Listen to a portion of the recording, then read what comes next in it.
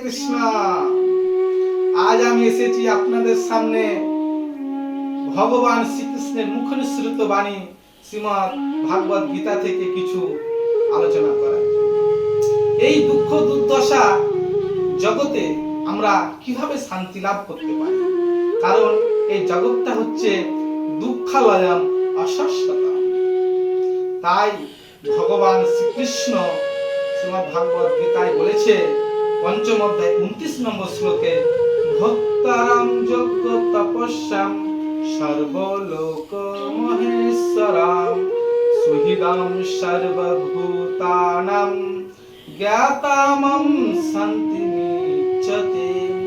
এটার বাংলা অনুবাদ হচ্ছে, ভগবান বলছেন আমাকে সমস্ত যজ্ঞের তপস্যা ও সমস্ত যজ্ঞ তপস্যার ভোক্তা রূপে এবং সর্বলোকের মহেশ্বর এবং সমস্ত জীবের সুহিত রূপে জেনে যোগীরা কিন্তু জড় জগতের দুঃখ দুর্দশা থেকে মুক্ত হয়ে শান্তি লাভ করতে পারে।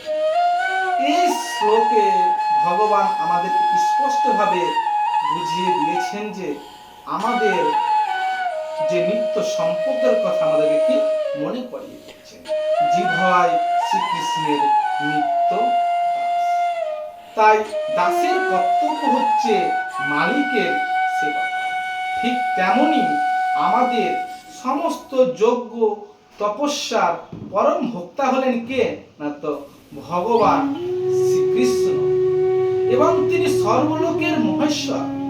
শুধু মহেশ্বরই নন, তিনি কি, তিনি সমস্ত জীবের সুহিত কর্তা। এই কথাটা আমরা পদার্থ করতে পারি না। কি গ্রামের নেতারা যা করেন মঙ্গলের জন্য, এটা শুধু একমাত্র ভগবান শ্রীকৃষ্ণই জন্যই প্রযোজ্য। আমরা বলে থাকি ভগবান যা করেন মঙ্গলের জন্য। আমরা যদি এই শ্লোকটা ভালোভাবে হৃদয়ঙ্গম করতে পারি, তবে অবশ্যই আমরা সাধুগুরু বৈষ্ণবের মতো শান্তি লাভ করতে পারি। হরে কৃষ্ণ।